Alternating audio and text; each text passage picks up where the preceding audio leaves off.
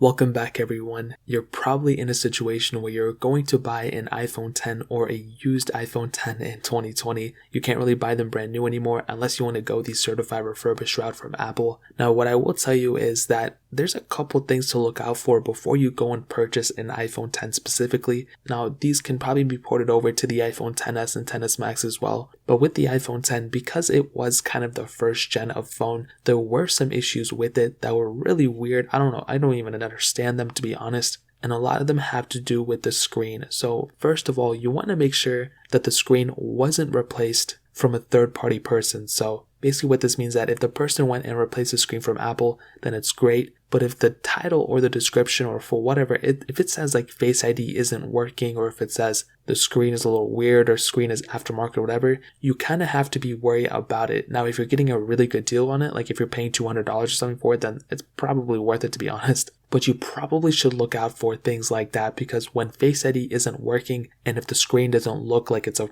full screen, or if it doesn't look as good as a regular iPhone 10 screen, then that probably means it was replaced by a third-party person. What that means is that when that happens, they basically buy an aftermarket panel, they put it on the phone, and Face ID does not work on that panel anymore. So that is a really big thing to watch out for. Me personally, I haven't really been scammed out of it. I did buy a phone with an aftermarket display that I knew had an aftermarket display, so it wasn't really that big of a deal. I wasn't personally using it. I was basically just using it in my video, so it didn't really matter. But if you're using it as a main phone, you want to make sure that it's not a third-party replaced screen. Now, on top of that, if you guys remember a couple years ago, I bought an iPhone 10 with a green line in the middle of it. It was really weird. I don't know why that happened. But basically, it was a screen defect from that specific device. I took it to the Apple store. They looked it over and they said, oh, okay, yeah, we can get it replaced. It's still under Apple warranty, so let me go ahead and replace it. The guy, the Apple technician, went back in. He came back out and he said, sir, this phone actually has water damage, so we cannot actually replace it. And that is another thing to keep in mind. If you're buying a phone that has a problem,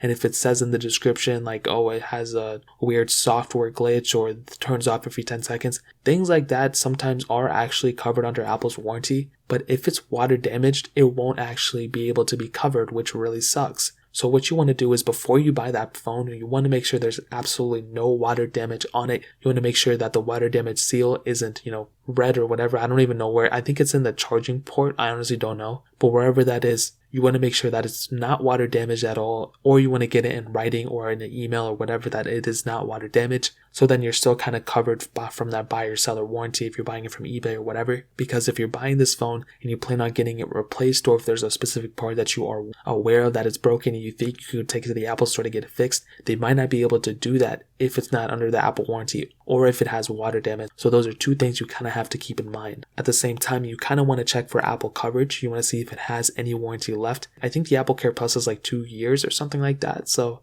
it's probably all gone now, but maybe if you're lucky, if they purchase it later on, then you might be able to get one later on, who knows. Now, to pay for this phone, I would honestly not pay more than like $400-ish for the base model. I would stay around that $350 price tag. That seems to be a pretty good price tag to pay for this phone. I've seen some to go less than like $352, which is pretty good. But I will leave a link from Amazon if you want them in the best quality for the most part, and they're refurbished for the most part too. I'll leave a link in the description for you can buy them on Amazon. You can buy them from there and help support the channel at the same time. Now, other things you should look out for: scratches on the screen, scratches on the sides. The battery health, you want to see what that battery health is. If it's below, I would say like 90%, I would kind of be worried about it. Or I would let them go down in price a little bit, so then you can go take this phone to the Apple store and get the battery replaced there. I don't remember how much it costs. I think it costs like $80 or something, but I would still recommend doing it. That way you have a full battery and not just some battery that has like 75% left in it. You want to make sure the cameras work. You want to make sure the wireless charging works, which usually that never goes bad.